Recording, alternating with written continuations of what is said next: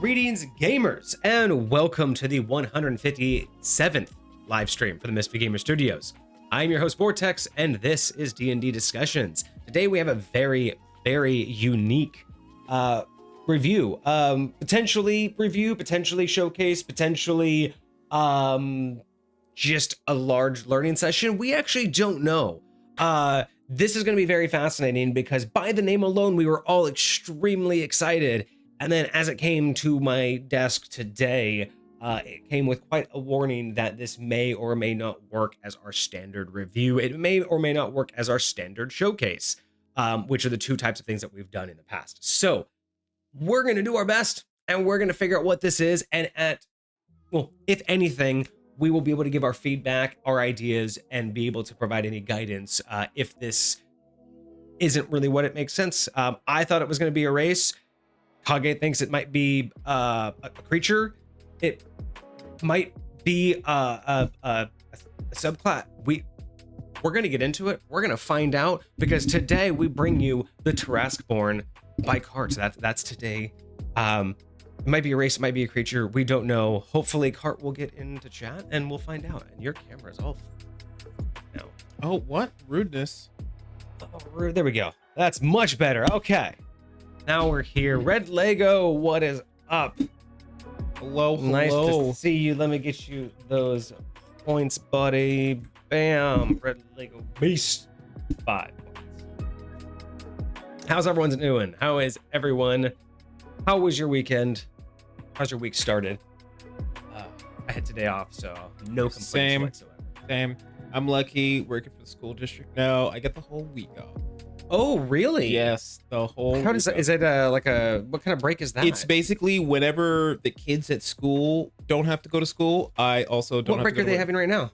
It's not spring break, but I was gonna say like it's definitely not. It's whatever I guess break it's is winter break. associated with Monday, with today. Like President's Day? I think so. 'Cause Like today they was get a President's Day. President's Week off. President's Week. Yes. Is that new? Is that like a new concept? It's shocking to me because I've never heard am of a not whole familiar week with. off for President's Day. I mean, But- unless that's like a new administration thing where they're, I don't know. I I do don't know not what's know. happening. I'm I not do in. not I'm not in know. that. That's not my job. So, Facts, big facts. all right. So, prep us a little bit here because I was under the impression when I heard Tarrasqueborn, my immediate thought was, oh, this is a subclass or a race. I was hoping more like a race, like Dragonborn, right? I was immediately thinking, That's okay, exactly what I thought. it is a Dragonborn, but modeled after a Tarrasque. And I was super excited because that means if this worked out, imagine applying that to different things. Imagine making other born races, right? Like being able to, because a half elf in a sense could be, in a weird, like lopsided way, you can consider that like an elf born. So think about anything else that like a phoenix born. Mm-hmm. Think about being a phoenix born where whenever you die, like you could technically self-resurrect. Didn't we have a Phoenix race by somebody? Someone did do a phoenix Somewhere. race, right?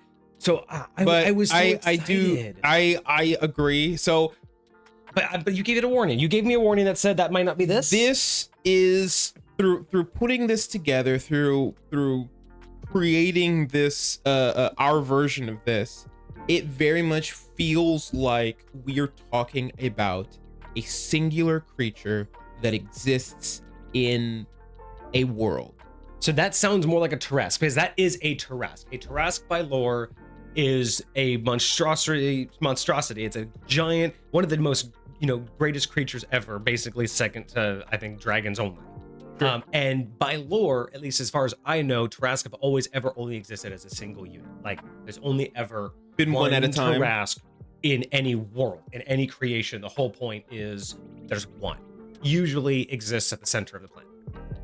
Interesting. So that's nowhere, but from what that I understand, that always is what I understood. brand new to me. I had no idea that was the mentality. So when of I the thought, when you Tarrasque. said that, when you were like, it's based off of that, I'm like, well, that sounds like it's based off of the lore, but Tarrasqueborn sounds like it should be a race based off of that lineage, like of a bloodline or something that, Right. But yeah, because I mean, my immediate thought would be, because, a lot of people don't want to have a Tarrasque in their world, Mhm. but the lore is great. So imagine, my first thought about Tarrasqueborn was imagine you had it in your lore. And I'm kind of like thinking this would be dope for High Point, like one of my planets in High Point having this as an option. Mhm. But imagine it where the lore is an ancient group of warriors, distant past, went after the Tarrasque. They summoned it because they were just like the greatest warriors. All they ever wanted to do was challenge themselves. Sure. Whole point was to fight bigger and better things. They defeated all of the evil. They toppled all. They basically just couldn't get enough of proving themselves. So at one point they came up with a plan to summon the Tarrasque just to prove that they could take it down.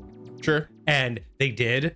And the idea of like them either bathing or, consuming its blood or bathing in it basically tainted them and their offspring Interesting. beget offspring. And they were a known powerful family until now, generations and centuries later, the Tarrasqueborn exist, where that blood lineage once in a while will inspire that like heroic heritage that could kill a Tarrasque. Like that's what I thought about Interesting. this, right? Like this is where my mind was going. I'm not mad at that. I'm not mad at that. I was so excited, but so I'm really curious because you were saying that you felt this was more like a monster without a staff, Correct. but it doesn't quite have the features we would expect in a race. It feels like it's laid out like a race, but it feels like the description. So I'll say out of all the submissions we've got, maybe not all of them, but this is one of the most lore heavy. Like it has a lot of background information about what's going on, like where this creature comes from, why they exist, what makes them them. Interesting. And then it gets into a little bit of, description of the creature. It gets into a little bit of some of the features that the creature has, what it's considered. I will say, I believe that up top I have creature monstrosity right now. I believe that may or may not be incorrect. But it will be articulated later in the stats that we go and look through. So, and I'll be able to point out to you like, hey, this is where it feels a lot like a race, but then you'll read in a lot of your descriptions where like, hey, this is where it feels more like a lot more like a monster. So, well, it'll definitely be a challenge. It'll be something new. I'm kind of down for something a little bit new. And like I said, I've already been inspired by this idea, so it's not a failure out the gate because at least just the name Tarrasqueborn. I do love it. I'm actually really jealous that never crossed my mind. Just right. The simple. That's such a beautiful name, and it just inspires so much. So I was just thinking a bunch of baby Godzillas running around. You know, right? Just like or you could even go the dumb route, like you know how chickens are basically like or you know like chickens are the modern dumber version of like the great terrible dinosaurs. So imagine you have the great terrible Tarrasque, and its offspring are like the Goombas from the live action Mario movie. Oh my god! You know, just the big lumbering guys that just walk like this.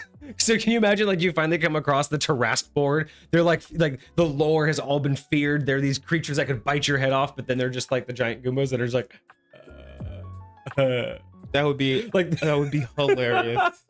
That would like be they could hilarious. legit like tear your head off, but they're just like dim-witted. So like unless they're specifically ordered to do it, they're basically just walking idiots. like the why does that remind me of the thumbs from Spy Family or whatever? I don't know. Like Spy Kids. I didn't watch that. I think I watched the first one. There's literally these people that are just thumbs. Their head's a thumb, their hands are thumbs, their feet are thumbs. Weird. And they're called thumbs. It's the weirdest thing. Okay, yeah, it kind of sounds like that. So I'm like, it would be interesting that you can go both ways, make these terrifying or make these like dull. Hilarious. All right, so we'll get into it. We'll see how we feel about it. I'm really hopeful that we'll be able to put something. I think that regardless of if it is or isn't what we thought it was going to be, I feel like there's going to be a lot of content here that we like. Yeah, I'm super confident. So it'll just be interesting to see how Cart went about presenting it. So yeah, I'm really curious about all this lore that you were talking about. So that was the other thing. When it was submitted to me, the order in which the information was presented was a little bit different. So I tried to group things a little bit. So I tried to give you the lore aspects first, and then the like details, properties, things of that nature kind of towards the end. Sounds perfect. So that we can get a lot of that information front loaded. So hopefully we'll get a decent idea when we end up starting to go through this. Well, you know, we like us some lore, and Yes, that also helps indeed. DMs, again, because that'll help dictate whether or not other DMs would be able to take this and utilize it in their own worlds, or Correct. if it's going to be a little bit too like setting specific. Yeah. I'm trying to delay here just a few more minutes to give Cart an opportunity. Come I know they on, were so Cart. excited. They Come were like on, they Cart. mentioned it in the last stream how interested they were. So it's like I feel bad because I don't want to like start too early and then have them miss anything. But they knew, they were pinged. They told me this weekend that they were excited. That's true. And if I'm not mistaken, I have slacked off on some of my schedules, but I'm pretty confident. I did ping them back in that's right. And they may be at work, so. things happen. So we'll give them a few more minutes. And if not, I mean, they always have the VOD. So that's true. Worst case scenario, it's fine. I just want to just kind of keep an eye out on Discord, seeing if we have a chance to see them. Fair enough. I'm gonna use the restroom right quick, and perfect time delay. Actually, that makes a perfect delay. All right. Yeah. So I didn't see your Star Wars build. Funny enough, I had someone on TikTok mention Star Wars. It was to the which TikTok was it? It was the short where we were talking about when I said someone should brew a magical storm and how you can have different properties on the magical storm. And someone had suggested the SW5E Force Storm something or another. And yeah, that they were suggesting utilizing that. But again, people, it's so funny. They suggested that, and I'm like, yeah, I don't really feel like I should have to go to another IP to do it. And they're like, yeah, but you could just like, bring it over. And I'm like, that's the point. I had to go to another IP to do it. The whole point is to homebrew it to make it make sense, not go to another IP to take what they did because you like it and you kind of like shoehorn it in. Like, I don't think people quite understand the purpose of like contextual homebrew, like making it, like what we talk about, how you have to have a good enough lore to where any DM can like, meld it into their world and their lore and their history without having to like do any massive changes. Whereas if I have to go into the Star Wars lore to get this weird force storm thing, I probably would have to also understand a lot more about those mechanics to understand why it works. I don't know. It was a very weird answer for me. I haven't sent in. The server just made it yesterday. Interesting. So I'm assuming that it's just a Star Wars TTRPG, just heavily based. I mean, I'm curious, like, because you say 5e, so I'm wondering if that means that it's based more on some of the more newer content of Star Wars, or at what point does it cover? Because I know Star Wars has gone through plenty of iterations and has so much fan base content, has so much book content, and I know that those have gone through various changes in terms of what's canon, what's no longer canon, and what's been adopted. So yeah, I think that's another thing that keeps me away from like IPs like that, is just it's too difficult to tell what's allowed, what's not allowed, and at that point it's just like I might as well just create it myself. Ashaka, if she became a Mandalorian instead of a Jedi. I don't think I know who Ashaka is. Oh, Ahsoka. That's the chick with the double white lightsabers. It's played by the girl from.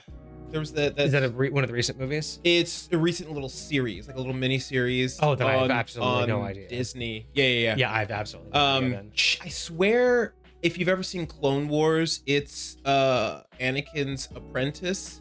The little Twi'lek. Pretty sure that's right. All right. Well, this sounds cool. I mean, not to not to like I mean, it sounds interesting.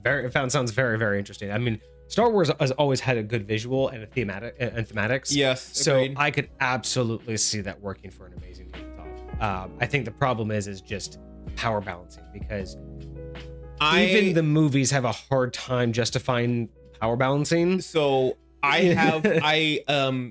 Soul, it did actually bring this up to me, and they actually shared with me the resource that they have for all this, and I was actually in the process of converting a lot of it because I wanted to answer that very same question and see what it looks like. I'd be interested to like review one of these classes, like one of these like Jedi classes, just to see what it feels like, what you can in do 5th edition. Yeah, you know what I mean? So is that what it mean by 5e? Is that it's compatible with D&D 5e, or uses 5e mechanics? Okay, so it has like action, bonus action. Gotcha. Like all your powers are modeled after. But they just translate everything differently. So you use the same core mechanics, but you flavor it with like their feats are like Jedi powers and stuff like that instead. Gotcha. Exactly.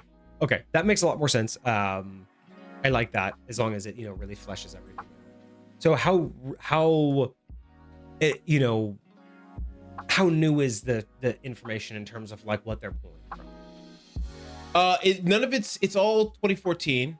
No, not from D&D mechanics, but like in Star Wars lore. Like what Star Wars universe am I playing in? Am I playing in the original? Am I playing in the prequel? Am I playing in the modern? I'll say it's an entire universe, meaning like you can choose. Okay. So what it has for you is it give you races that you could choose from, which is races throughout. You got Gungans all the way out to droids, all the way out to whatever it is that you want to be throughout any of the series. But they also have like classes for you to choose based upon, like, they got bounty hunters, they got sentinels, they got they word it differently, and they tried not to use like kind of like Sith or Jedi specific terminology, just so that you can choose. They try to zoom out bigger. It's like what side you want to be, but you can go through, like, I don't know exactly how they've done like the kyber crystals and stuff like that. Like, I don't know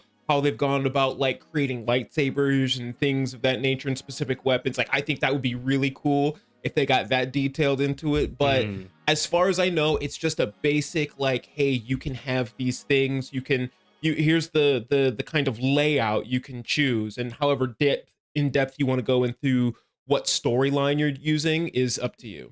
Okay, that's kind of dope. I like that. Yeah. I'm excited to look into it because again, like I said, I have the Cineverse. There's got to be freaking Jedi in the Cineverse. Why So not? Why I need to know these things. All right. Well, we've given plenty of time. I think it's time to start with or Okay. without cart. Fair enough. Fair enough. All right. Well, Cart, if you're watching this in the future, I hope you enjoy this review. And I hope it makes sense to all of us. We're going to do our best to figure out if this is a playable race, if this is a creature for the DM to use, or if there's just going to be a lot of critiquing in terms of how to make this usable. I almost feel like, and we'll see how it ends up, but I almost feel like this is almost meant to be like a legend or a story or just something that exists in the world, and this is all the information to help you embolden that legend. But I mean, let's find out. we'll right? see. We'll see. Okay, everyone. The much awaited Tarrasqueborn, which nobody knows what it is. Is it a subrace? Or is it a race? Is it a creature? We don't know. We shall find out. Submitted by Carts, but let's go with our description. Imagine a colossal figure, twisted and grotesque, a mockery of both golem and beast. Its body is a mass of constantly shifting flesh, its sinew pulsing, its wounds closing the moment they are torn. Somewhere in the deepest vaults of an ancient forsaken city, sealed in a titanic chains of adamantium and lead, ties a monstrosity unlike any other. A golem, but not one made by the hands of wizards or priests. One woven from the very regenerating flesh of a slain or perhaps dormant Tarrasque. It is a mass of pulsing muscle, stretched over bone-forged plating, its sinew constantly knitting together even as it rots and reforms an endless cycle of undying flesh. Its eyes are black voids, its maw filled with fangs that have never known hunger, yet never dulled. Its form is not as large as a true Tarrasque, but its presence is just as overwhelming.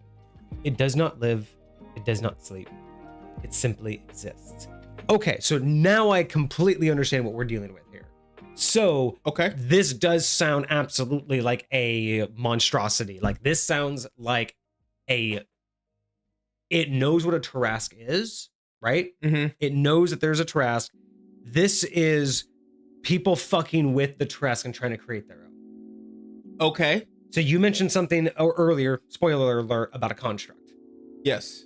And based off this description alone, I can understand that the entire understanding of this is made by the hands of wizards or priests by the very regenerating flesh of a slain or dormant Tarrasque. So what they got was a chunk. They got flesh from a real Tarrasque and fucked with it. Mm-hmm. And this Okay. thing now exists. So that's what we're dealing with is, if you don't want to throw a full-on Tarrasque in your realm, are you willing to throw this as a BBEG, as a side quest, stop it before it, is unleashed, or a BBEG pet? Like, this is like a side, like, you're going after the BBEG, and this is one of the things that they're trying to build, so you have to stop this before going after them. Right. Okay. Oh, man. If this works out really well, imagine, because what I love about storytelling, especially in D&D, that we haven't really talked much about, but one of the things that I love doing, especially in High Point, is allowing like the players to be able to directly affect future outcomes and future interactions, right? Like preparing an assault, preparing an ambush, preparing traps of their own can affect how a battle can unfold. Yeah. This idea, I would love throwing this in as like a project that the BBEG is doing, and they hear about it halfway through the campaign. And while it will deter them and potentially, if they go after this, while it will like maybe take them longer and derail them a little bit, and maybe by doing so, it will let the BBEG get away with one or two things that they're trying to stop. Like maybe there's like 10 things they have to try and stop before the BBEG wins. Sure. So maybe going after this thing lets him get 2 steps ahead, where they were going to stop us. Right. But what they don't know is if they don't go after it just to stop him here, when they face the BBEG, this thing will be ready. So like, I love doing that to my players. That where would it's be like, very interesting. you say, hey, you can go destroy this project he's working on while it's still chained up, while it's still vulnerable. And yes, he'll advance his plot. But if you don't do this, it might be ready by the time you face him. And this may be part of that combat, right? So I kind of like doing that as a DM, and that's kind of what this is giving me a vibe of, is I would love to throw this in there as like, he's creating this massive pet that will be a guard. You've heard about it early before it's finished. Do you go and try to destroy it while it's chained and vulnerable and not done? Or do you think it's more important to go after him and potentially let that come at the final fight? Wild. All right, so yeah, I'm super intrigued now that I understand what we're dealing with here. Basically, this is a chimera. This is basically a chimera. Okay, yes, of a Tarrasque. for sure. Okay. So I think we get it now. Let me change the title then. I think this will be a. Should I call this a creature, or I guess just a creature? Like, yeah. I mean, it's yeah. So it's definitely a creature that we're reviewing. Cool. Okay. I'm here for it. Definitely not the name I would have chosen. I think the name is the problem now. I think maybe it's slightly misleading. Slightly misleading. I mean, honestly, this is great. Not intentionally. The way that it's talking about like the flesh regenerating and constantly like oozing and morphing, and it's not really any specific shape. I would highly suggest Cart, if you're not familiar with the Dresden series, look at the Dresden Files series, and if you are familiar with it, I would like to point you to the Shoggoth. Ooh, that right here would be a great name for this. I have Shoggoth and High Point more based off of the Dresden Files description, but the way that Cart's describing this is basically what the Shoggoth are. Is just this. They aren't a shape. They are just a ever changing, oozing mass. Interesting. So the way that they've described it, like just being this golem of ever growing, dying, and mutating flesh, fits that. And I think that would be better so because wild. honestly, I want the Tarrasqueborn now to be like a race of people descendant from like Tarrasques instead of like a creature. So right. I would just suggest a name change simply because I think the Tarrasqueborn should be a race. Sure. All right, so that's some great lore. I like that. There is nothing wrong with that because because this also gives it up to the idea that you could either have a Tarrasque or no longer have a Tarrasque in your world. You know, if you don't like the idea, this kind of gives you that open-ended.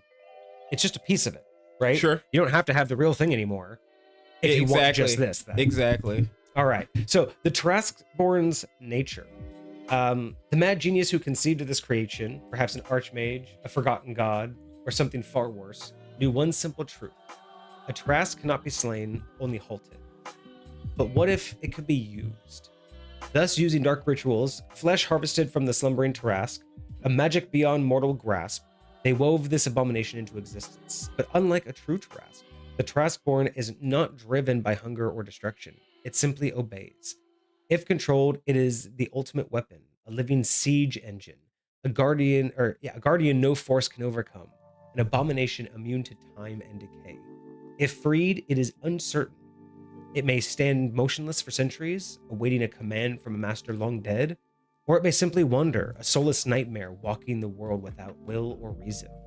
Some say the original Tarrasque is still alive, slumbering beneath the earth, and feels the movements of its abomination woven from its flesh.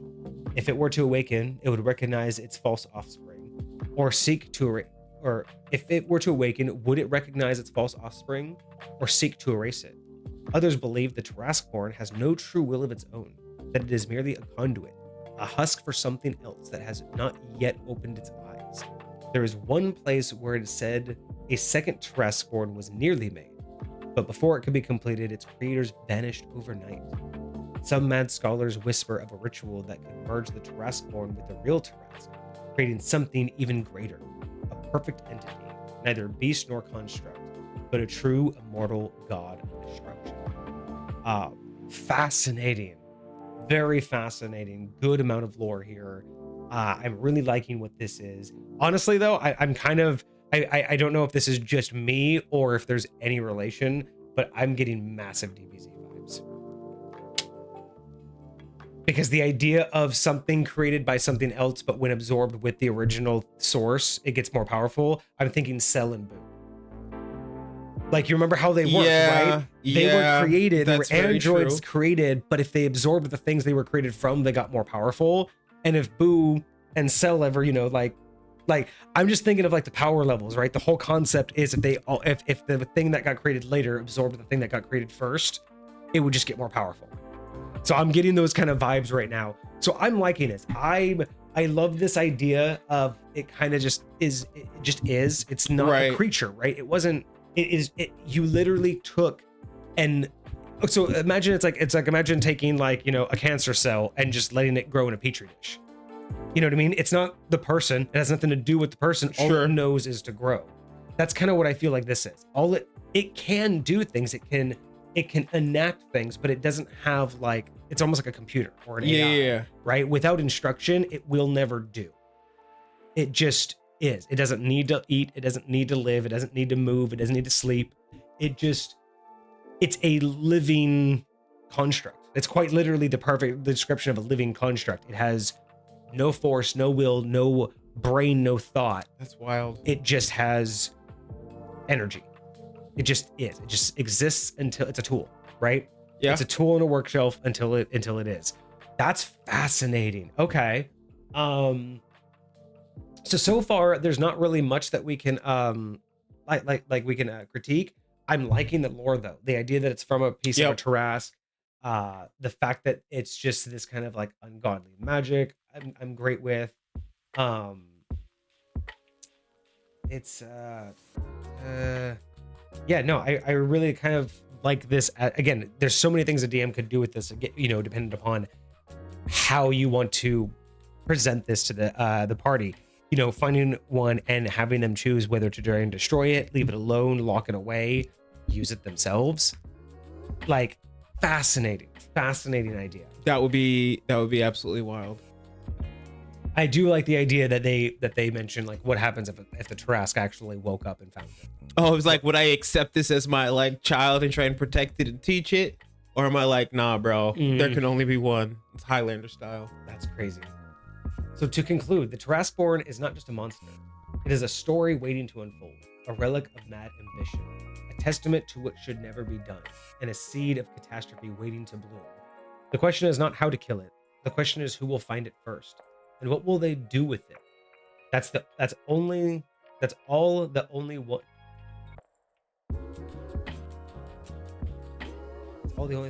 I have trouble with is making a stab.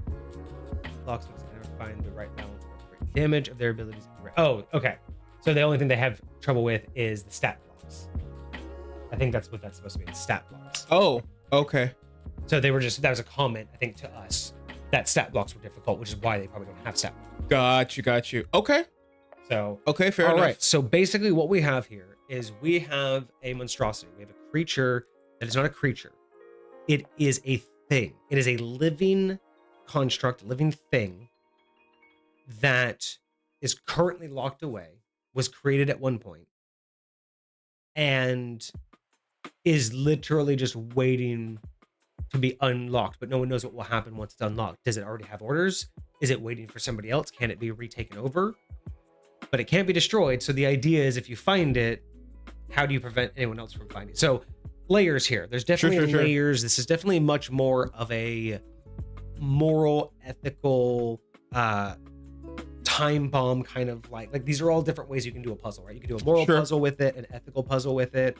You know, like, do you destroy it? Do you hide it? You know, do you report it? You know, do you get, get the higher authorities? Do you go to a god? Cast a spell on it to give it sentience. Wish spell and give it sentience. Like, that'd be wild. You know, so there's a lot of different ways that you could enter this, right? Whether it's like, again, you're going after the BBEG and the whole point of the campaign is to stop the BBEG from getting to it. So you could have one of those, like what I call the time bomb campaigns, where you have a set time before something, catastrophic happens. And the only way to win the campaign is to stop it. And this could be that. They have to do so many things before they can break all the locks. And you just have to be able to get in the way, right? So, or there's something scarier than it, and you're going to use it to help you fight it, right? And then someone's trying to stop you. Like imagine that, where it's like the whole game is almost like a reverse, where the party's given from zero, ground zero. They're like, hey, so you remember Final Fantasy, right? Like in the Final Fantasy 7, when you found out about like the calamity happening. So like the whole game, you're basically like trying to do something before the Earth gets hit because you're trying to get the weapon. Yeah. So imagine from the very beginning, like the heroes are told that there's a great catastrophe coming. and everyone basically is just kind of giving up or freaking out or uselessly preparing. But the party's given like a quest, or they're told a secret, like there might actually be a way, right? And the way is this creature. They have to like unleash this thing. But of course, this calamity, not everyone in the realm would know of the calamity, right? It's not like it's a literal global news network, right? You know about it because you're like from the kingdom, but you have to leave the kingdom to go stop the calamity. And the only way to stop the calamity is to like resurrect this thing, like unleash it. Yeah. But imagine is the moment you leave the kingdom, the reality sets in that nobody knows about this catastrophe yet. So now you are a group of adventurers on your way to hopefully Unleash a monstrosity to save the world, but to everyone else, there's no you're just there to release the monstrosity. Because that would destroy the world. And then how do you feel? Like, how would you feel trying to describe that? Like, we're here to save the world, and like, no, you're going to destroy it. So the whole game is almost a flip on the party where they are doing the right thing, but they have to play the evil villain. Because you know how, like, there's a lot of games that like to play that with the villain, where they actually have, like, to them, they're the good guy. They're actually trying to do something good. It's hard to see that perspective. Yeah. Make the party do that. Make the party know the only way to save the entire planet is to do something this thing pretty fucked up. But everyone in their way can't imagine that. They just can't believe that what they're about to do is good. Would be this is really good lore. This is really good lore. Because I imagine, like, can you, like, how would the party go about explaining that to people, like to NPCs? Be like, you would have to eventually sound like the BBEG. Like, you don't get it. I don't have time to explain it to you. I am going to save the world. Life. And you know what? If I have to burn down your village because you're in my way, I'm sorry, but I will. That sounds BBEG like. Exactly what it sounds like. But you know what? Your little village is worth. Like, but again, what does it sound like to them? I will burn your village to save tens of thousands, but you're like, but you'll burn 100 people? Like, wait, what does this mean? Like, it doesn't make sense. Oh my God, that would be such a great. So I'm loving this already. I'm loving what this could be for very much DMs so in terms of what they can use. But we do not have a stat block because Cart wasn't so great with them. So let's see what we have in terms of what this thing can do. Body description. Skin, not true skin, but layered muscle, veined with blackened energy. Stretched taut over jagged bone plating, a fusion of natural armor and unnatural regeneration. So, okay, so basically just a construct of flesh. Mm-hmm.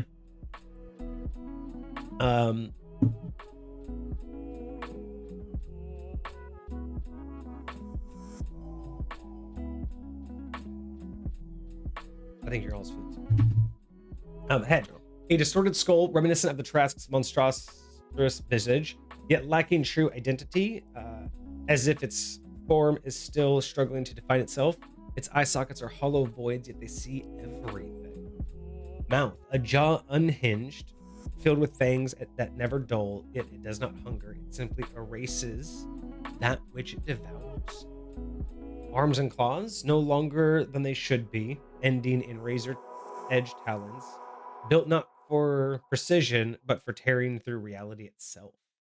Legs in stance. A hulking posture, somewhere between a beast and a juggernaut. Its stance shifting as its own body mutates, searching for the most effective way to move. Back and spine. Along its spine, jagged protrusions grow and recede as it regenerates, sometimes taking the form of plates, sometimes twisting into ridges, never the same twice. The flesh, unlike mortal beings, its flesh does not rot, instead it tears, reforms, and shifts constantly. If severed, it does not bleed, it simply pulls itself back together as if the wound never was. This is definitely a Shoggoth. This is 100% a Shoggoth. Why does that give me Iron Giant vibes? Like when it gets blown apart, its pieces like slowly start going back to each other. Yeah, it's more like or like a symbiote, like how the symbiotes work. Oh yeah. Like it's very much like that. True that. Chains and sigils. Some versions of the Tarrasqueborn are bound, heavy rusted animanium chains, covered in arcane sigils grafted into its flesh. They do not bind it fully, but they limit its will, forcing it to obey a master long forgotten or waiting to be chosen.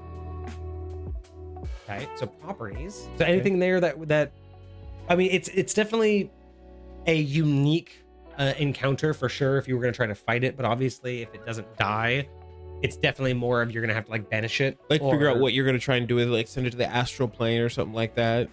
or this would be something where if you could, again, I don't know how you would work this in with your magic or divine intervention, but put it like if you could like burn off or incinerate enough of it that before it grows, you put it in a completely sealed like immovable box or a box that can't break, like adamantium box. Yeah. So you like, you know, fry it down to like a chunk, and then you throw that chunk and seal it in a box, like with God's help. And at that point, it tries to grow, but in a box that it can't grow at all, and it won't break. Interesting. So it basically just sits there as a chunk, like in a stasis. Unable to like do anything. Yeah, before it grows anything else. So it's just Like it churning reminded me of inside. the box that Gojo got stuffed in at the end of the last season of that anime. So yeah, that there definitely would be some godlike intervention in order to make this thing like, Sure. like trapped after it got loose. But yeah, so far I don't dislike it. I mean, again, we haven't really gotten much. I'm curious what some of these things mean. Again, words matter to me. Sure. So while I don't mind the distortion and how it looks and how it changes, I'm really curious about they see everything. Is that true sight? You know, is that just in general like to be creepy? Maybe it's that 360-degree vision Yeah, it's an or all-around whatever. vision. So I'm just curious what that means. The mouth, when it says it simply erases, is this like a false Hydra situation where it literally erases them, or is it just like it just literally shreds you so much you dissolve? Like what do you mean by erase? Everything else seems fine. Sure. I don't mind anything else there. Properties. It does not breathe. It does not hunger. It simply waits, and the world quakes. I thought, I'm liking this. Like again, the little tiny bits of It's lore. very Right? spooky, but I like it. So type construct, but of flesh, not metal or stone. So I'm getting that vibe. Definitely getting construct vibe. I'm totally okay with that. A flesh golem is, I think, something that D&D's never tried to do, but I think is. I agree. That's basically what this is, a flesh golem. Yeah. Size huge. So not that big. It's not that big. That's actually quite small. I was expecting this thing to be at least, I mean, a Tarrasque is like Gargantuan. It's gotta gargantuan. be. So I would think that this thing would be at least a step down from that, but not just huge. But I mean, huge is still pretty big. It is. It is That's large. what, 2x6 or 2x3 or 3x3? I think it's a 3x3. I think it's 3x3. Yeah. That's not terrible. Okay. Rarity, beyond legendary, and an anomaly, a secret never meant to be unearthed. So basically one or so they claim. So I kind of like that. You could play around with it. Oh, I love the idea of like, this is how I would roll it in High Point, right? This would be one, because I have something similar with the Shoggoth where you could, the idea of, you know, or so they claim, and it already mentioned like there was a thought of one happening and they all disappeared. So you could just take this idea and have the party, as they're following this like shadowy cult or shadowy like organization, they come across a bunch of more failed versions where every time they find like a new piece of clue, whether it's documents or whether it's like a body or part flesh. But imagine they're like finding different clues, and that is leading to them realizing that this was like the accumulation of all of that, right? Wild. Like that would be really interesting. You can make some really creepy things that they find based on some of these descriptions, right? Yes. Like imagine like imagine a piece of flesh that's like the size of their palm that is doing this thing, right? It's growing and pulsing and changing, but instead of like, you know, just forming back into itself, it does decay.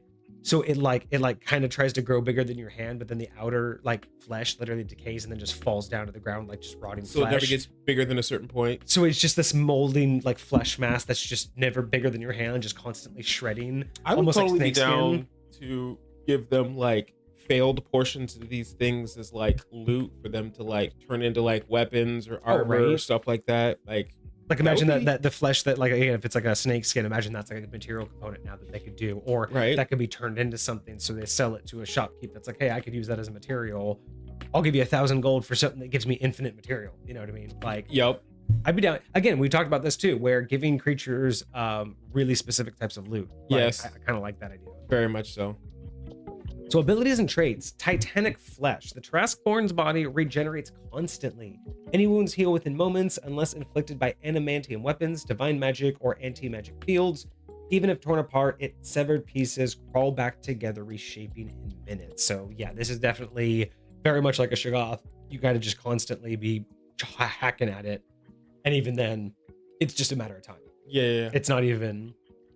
It's almost a futile. Is there a thing where you can like destroy all of it, like vaporize all of it all at once, and then it goes away, or is it like as long like even if you vaporize it, there's probably still going to be something typically around. Like the idea of being able to vaporize it perfectly is typically not considered doable.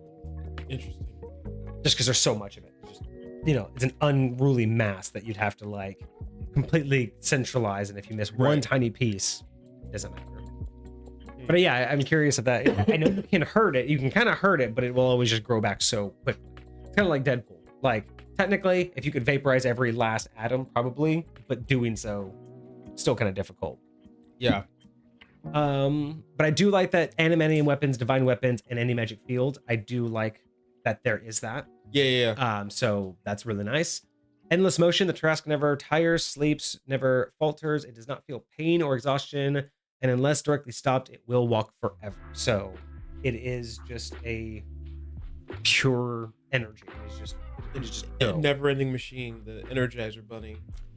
The maw of the sleeping beast.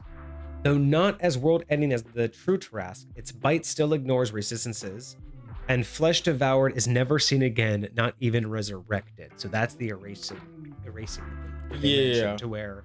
So it's like if you have regeneration in your world, the idea is that if this thing ripped your arm off, you wouldn't be able to regenerate that. The concept, the existence of that arm is gone. Interesting. Even if you, that's how I read that. Is again flesh. Okay. Even if you resurrected somebody, like if the Tarrasque ate it, if this Tarrasqueborn ate it, it is gone. It's not like you forget them, but they are not coming back. It ate their soul. So I'm thinking you could apply that to if it takes your arm, you can't have an arm anymore. It literally took the concept of your arm. What about like if you wanted to create like an ice arm or like use something else, but like it couldn't regrow like your human arm? Yeah, I don't know. I think that would be up to the DM on how far.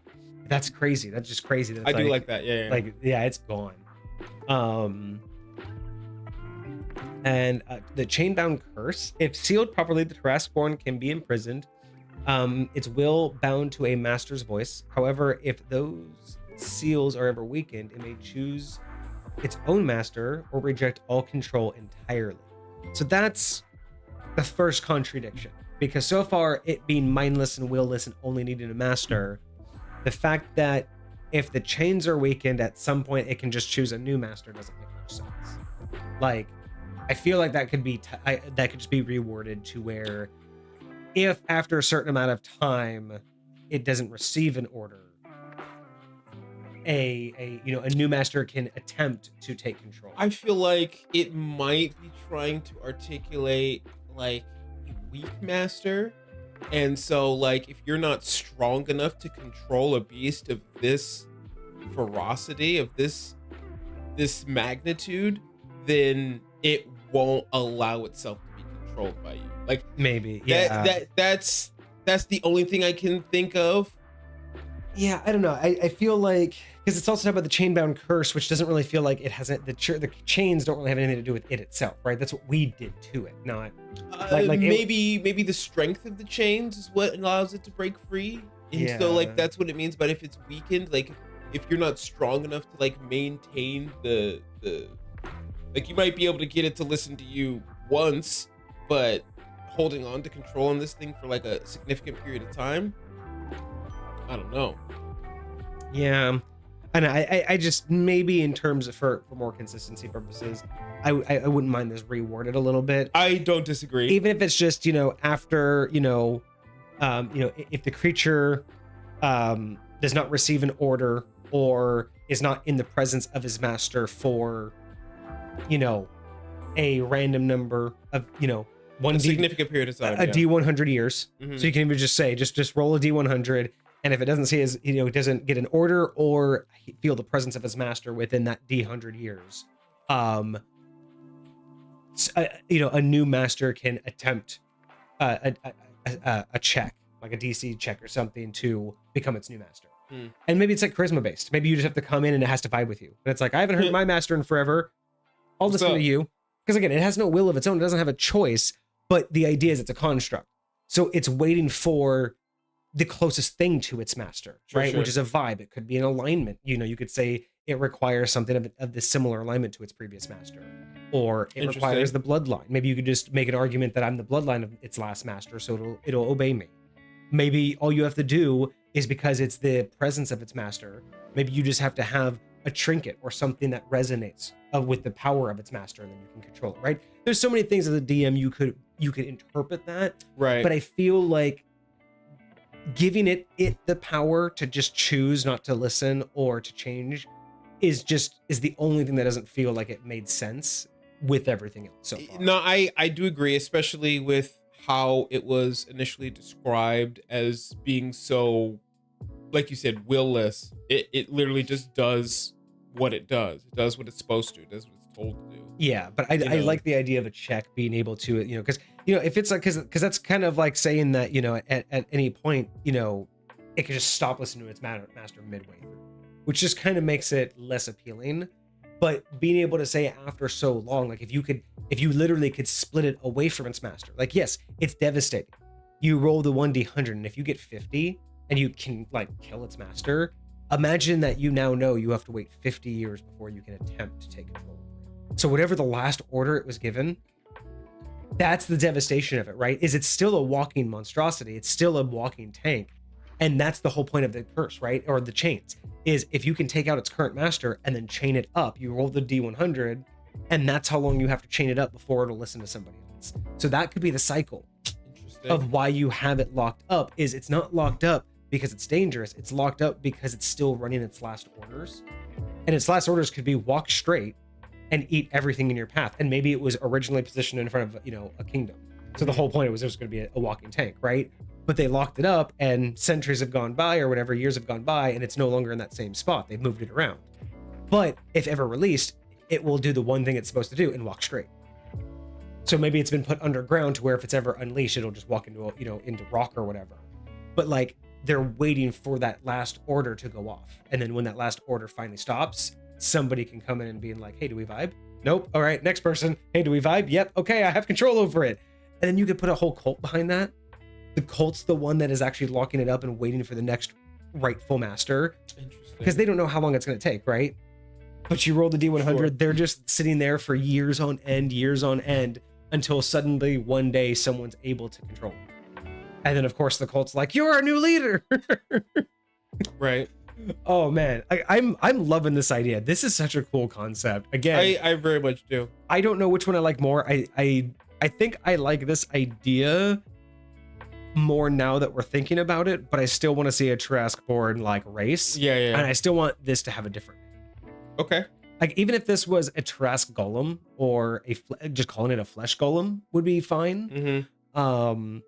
A Shoggoth would be fine. I think that because it's so tied to a Tarrasque, like they wanted that in the name. I think foreign might be the wrong way to go, but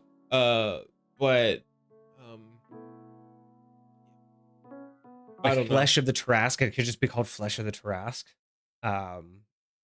Yeah.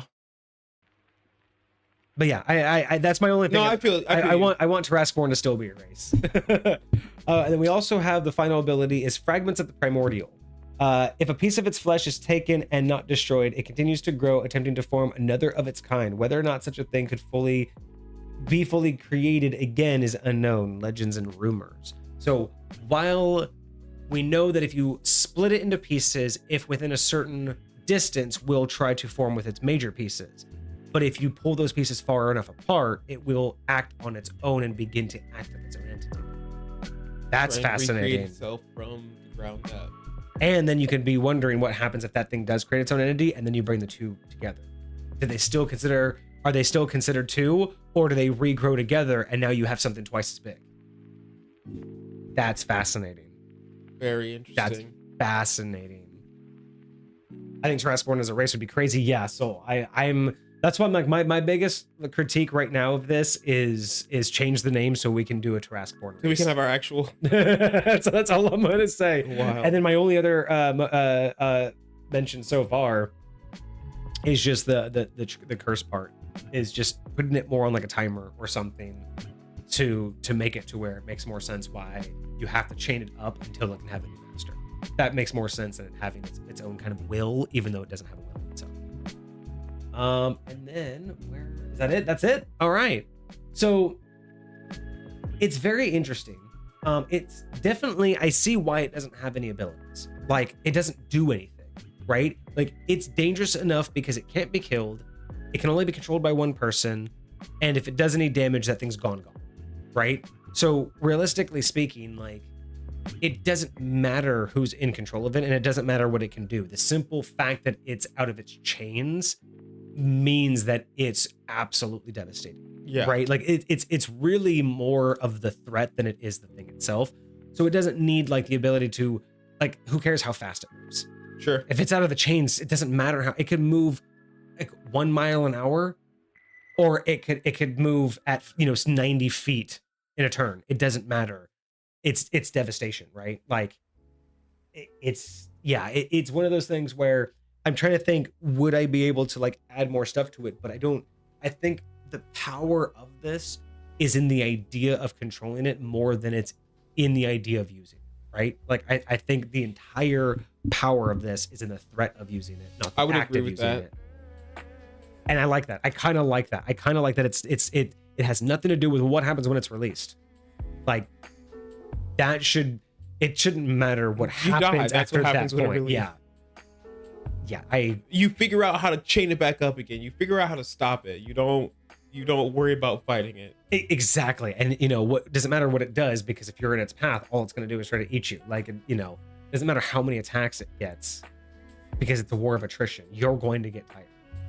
I don't care if, this thing has to crit to hit you. It will be rolling dice all day long.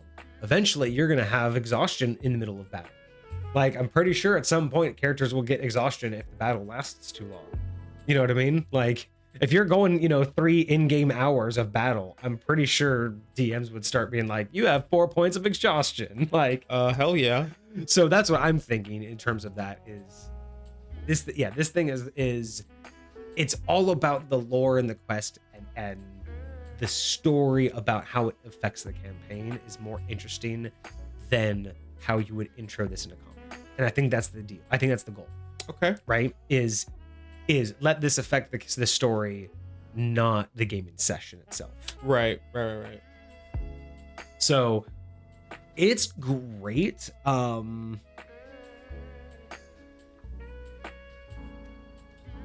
Okay. So we were talking about whether or not this should be like a showcase or not, like whether or not. Yes. I don't think that this is setting specific. I think this could be used like as a storyline hook. I think it's very usable. Okay. You know what I mean? What category would you put it in? Would you put it under creature? I would probably put it under creature construct. Like, I mean, that's really what it is. Like, because like some creatures don't have to have. I mean, I guess it doesn't have a stat block, and we could probably make one. You know what I mean? Like, we could probably easily make a stat block for it. I mean, hell, I would easily be able to say if it's this terrifying, I'd be willing to give it a 20 strength, 20 dex, and pretty much ones out the board. For everything else, why not? It has no need. Maybe a 15. Like, well, I guess maybe like another 20. But like, if you think about it, you could literally give it like an 18, 18, 18. So strength, dex, constitution, 18. Has no need for intelligence, no need for wisdom. It has no need for charisma. Those can all be ones, because it's literally a mindless being. It has no need for those stats. So those can all be ones. I mean, maybe perception, so we can see you, because it sees everything. True, but perception isn't like it's theoretically a wisdom stat. Okay, so maybe give it, wisdom. Yeah, I don't know. But you know what I mean? Like, you could literally just dump stat everything. Because it doesn't really even need like dexterity. It could just have like dexterity, 5 dexterity. So yeah, 5 dexterity, 18 strength, 18 constitution. I'm pretty much everything else. I would give it like 20 constitution and 25 strength. Fine, totally fine. Especially for something this rare and this like big gamey. Through the roof. Maybe I'll give it like a 15 wisdom and everything just to else have the once. perception, just to be able to like, I can find shit, right? Like, and like I'm good at fighting, because like you gotta have some sort of like cognitive ability to be good at fighting, to be able to like get your. This is basically like, this is a upcasted, I don't mean upcasted like spells, but like in the way that spells are upcasted, this is the same way that you upcast a spell for a monster from like a gelatinous cube.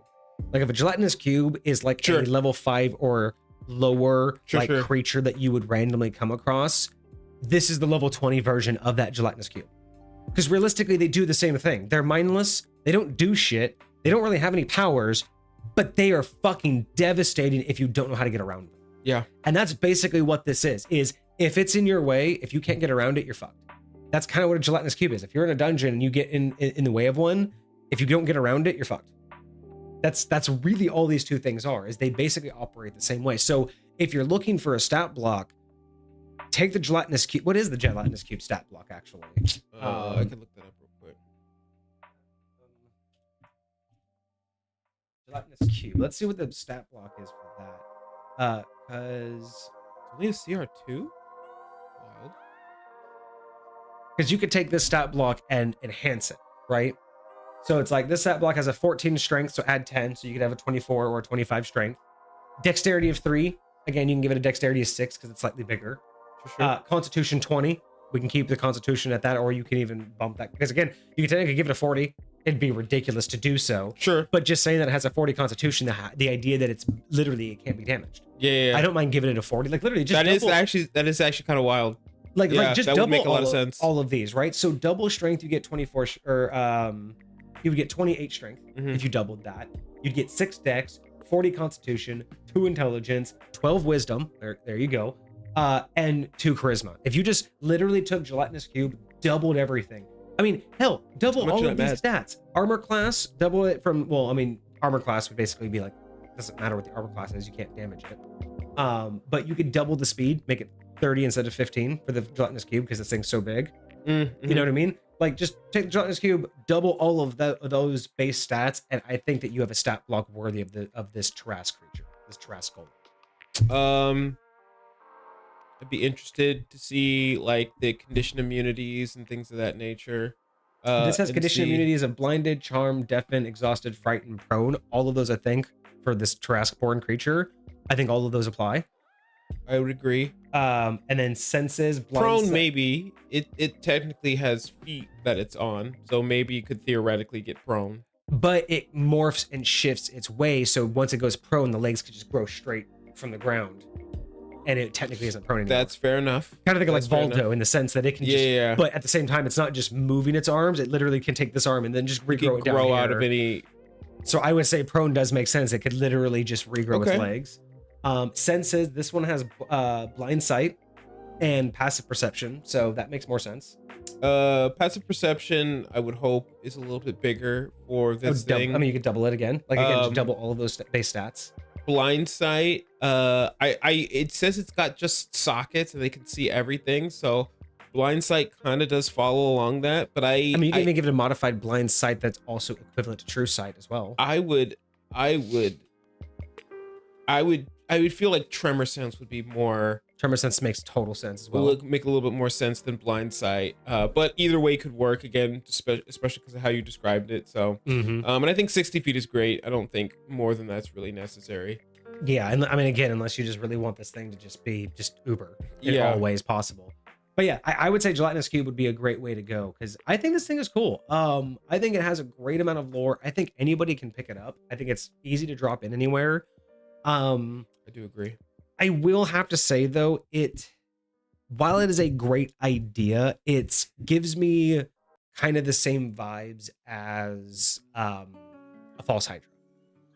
It's an amazing idea, but it really does feel like, kind of like I said, the good and like the best part about it's also the worst part about it.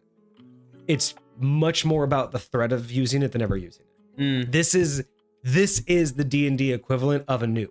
Yes. And realistically speaking, while it's an amazing idea, while I love it and I want to use similar things to it, I feel like it does get a slight mark down in just the approachability, because while this is a great way to build a gaming session or a whole campaign or a one shot or what have you around, it's kind of a one-shot deal. And You're going to throw this in. They're either going to deal with it, they're going to deal with it how they deal with it, and it'll be a great gaming session. It'll be a great one-shot, but there's not a lot of like, like unlike a race or an actual creature, like I'm not throwing this at maybe multiple gaming parties, but it's not really going to be a repetitive thing. this is why when I first was talking to you about it, I was saying that the mindset might be more lore than actual creature. Yeah. You know what I mean? Like it's mostly just for being of legend and like people knowing about it and like you using it in the story of the world that you're in. And like whatever ritual that somebody's doing to try and attune to this thing, like you're going to stop it or like whatever it becomes more about the plot than the creature itself. And that's what that's the greatest part about it. Like it's brilliant that way, but it kind of hinders it because once you run that game, I'm never going to touch it again. And that's unfortunate, right? Like it's not going to be like something you find in the monster manual that you use more than once. Sure. Right? It's not like you're going to be using it in like every other gaming session. You're even going to be referring to the stat block unless it's, and that's why I think, there's a whole page of lore attached to this first that we get about it, which I love because it paints such a beautiful picture for how you can incorporate it into whatever story that you're using. But I feel like unlike other homebrew, which is the other reason why I mentioned Showcase in the first place, was it feels like it's way more about you putting it into the story than it is. It's almost like it's almost like a one-shot presentation or like hey, here's what your gaming session should be about. You could turn it into a one-shot. It kind of sounds more like that than it's instead of being pitched as throw this creature in your world, it's more pitched of throw this content in your world and see how they go about it versus fight this one creature. What's going on, Cart? Finally, hey, how's you doing? Unfortunately, we're kind of at the end, but I'm glad you getting to our overall thoughts. So at the end of the day, that's I think the biggest argument that we're having with it is while it is an amazing idea and easy for anyone to pick up, I guess it really comes down to how do you categorize this? What are you asking them to do? Like, what do you want this for? While this is technically a creature construct, totally get that. I think at the end of the day, this is definitely like in terms of review, I would almost categorize, because we've never had something like this before, but I would almost categorize it more as a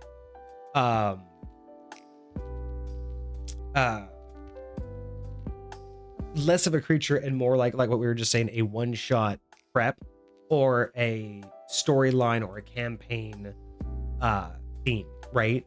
It's more of a theme for a whole campaign than it is. I like the word theme. Or what's the word I'm looking for? But you know what I mean? Like basically what you would prep for and around a whole session. You would prep NPCs and a BBEG around this thing. You would prep the goals for that campaign around this thing. Yes, you are throwing this in there, but it seems much more about what's around and dealing with it, not the fact that it's now in the game, right? It's much more about the fact that it's chained up and keeping it chained. It's more about how to control it and who used to control it. It's more about how it was created and the fact that it can't be destroyed, right? It's so much more about the threat of it and much less about once it's in the game, here's how you use it. And that's great, but I think it's much more of a theme than it is a creature itself. Sure. Which is not necessarily a bad thing, but I think that's the kind of way I want to present it. So I think it's less of a showcase because, again, I feel like if we looked at it from that presence, yes, it could be a showcase because it's more of a setting base. Yeah. But again, people have given us subclasses, races. We've gotten backgrounds. So why can't we get modules or campaign themes? I don't mind the idea of themes. Like I just think that you're 100% right. The best question is like, what do you quantify this as? What do you qualify? What category do you put it in? If we need to create our own, like that's cool. If we created one called themes. I think if we try to categorize this as a creature, it's lacking in a stat block and it's lacking in things it can actually do. Yeah. We know how dangerous the threat is. But once released, we have no idea what's actually going to do. Like all we Yeah. know is that There's no mechanics that go with it. it's way up to the DM, right? It might not do anything. It might do what it was last told to do. Maybe it'll take a new order. This is all very like, hey, I have an idea for a gaming session. There's a evil wizard trying to make a volcano explode kind of feel. Yeah. It's here's all the things and why it's bad and it'll destroy all of these things. But it's like, okay, but when I get in there, how am I interacting with the volcano? Well, it may explode, it may not. Maybe if they kill him, they have to do a certain, like, it's like you're telling the DM, you could do a lot of cool things, but you're not giving them, well, this is what it does. This is the mechanic of how you interact with it. And that's the one thing that's slacking. So that's why I don't want to categorize it as a creature, because Agreed. it doesn't feel like Heart's saying, here is a singular creature. I built all this great lore, but here's the creature to use. No, this is so much more about, I want you to be able to give your players an entire experience around the threat of this thing and how to go about stopping someone from releasing it or being the one to release it, right? It's that dichotomy. It's that moral or ethical gameplay and much less about the creature itself. So I would think that that's the better way to categorize it. And that's kind of new because maybe we can inspire other people to give us those ideas, because it's great to do. I would love more submissions like that. Like that would be really cool, because I feel like some of the ideals like this are like the most inspiring. I was just trying to prepare for a session, and I'm trying to find ways to interact with the players, the party. That's not like, yes, you can have combat there, but it's not just about the combat. It's just not just about killing the other people. Like there's always like sub goals. There's always like things you're trying to do. Get this person away from them. Oh, turn this thing on. Stop this ritual. Whatever the case may be. Like I really think there needs to be more content like that in D&D to help people find ways to make your games a little bit more engaging with your players. Yeah. With mechanics, but outside of just combat. Exactly. So this is really cool. I think, the idea of this being a campaign theme or a module, if you want to call it that, so basically, because that's kind of what a module is. You take a module is a set series of goals and, start to finish. And sometimes that can be in any setting you want, right? You could take a module that just has, hey, a king needs XYZ done, but it doesn't matter what kingdom you're working for. So that's kind of how I feel that this is. It's much more set up to be like, hey, here's a really cool plot. Oh, maybe it's just a plot device. Maybe we'll call it a plot device instead of a theme. Okay, plot device. Maybe I like that's that. what this really is. It's less of a creature and it's more of a plot device. Okay. I think that's the word I've been looking for this whole fucking time. Is plot device. I can get behind that. Because if it's as a plot device, it's fucking solid. Like I said, there's only two things I would change about it as a plot device. But as a creature, it feels too lore heavy, and therefore, so I guess if it's as a creature, it feels almost too specific, right? You have to have too many things to make it work. But if you look at it as a plot device, I think it makes it way more approachable for almost anybody, because again, it's just based off of the idea that someone took a piece of a legendary creature that may or may not have ever existed and magically created another creature that may or may not exist, right? Like it's just on that side of science-y and fantasy, right? It's that perfect like sci-fi of we're magically manipulating, DNA to create something. Like, I think it's a really cool idea. But I think that's the way that I would lean for it. Okay. Let's see. Cart says I have an ongoing attack with layer action, legendary action. You can do. Can't figure out natural stat block. It's the kryptonite for creatures. Yeah. Hey, so Cart, now that you're here, so one suggestion that I did make, that if you wanted to make a actual stat block for this creature, here's my suggestion for you. Because basically what I had said was that the way that you've described this and the way that it makes it feel in terms of what it can do and what it can't do, and basically that it doesn't have much, is think about how, it spells, you can upcast them, right? You basically take low level spells and then make them higher. This is the same version of doing an upcast to a spell, but with a creature. And essentially I look at this as the upcasted version of Gelatinous Cube.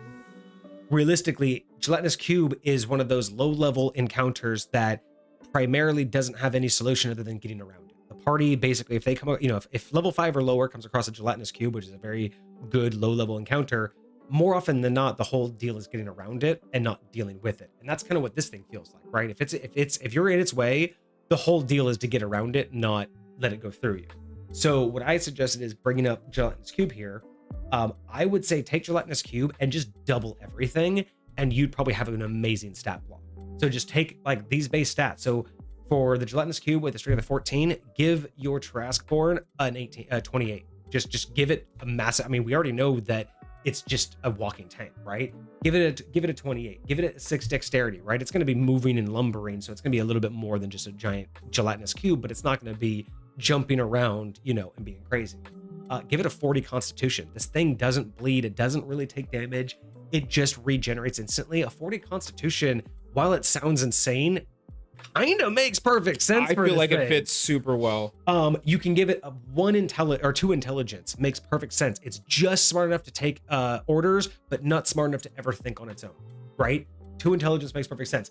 12 wisdom, just enough. What you're saying, just enough to get perception. For perception, because you got to be able to like see your enemies, see your opponents. You got to be able to find them, and you're gonna have some sort of like base instinct when it comes to attacking your prey. It has to know what direction it's going. It has to know if you want it to go after something. It has to see the target. So yeah, so 12 wisdom, just enough to take orders, and a 2 charisma, because why does it need charisma? It literally just lives. Yeah. It just exists. So take this stat block, double everything, and I think you have a perfect stat block for this Tarrasqueborn.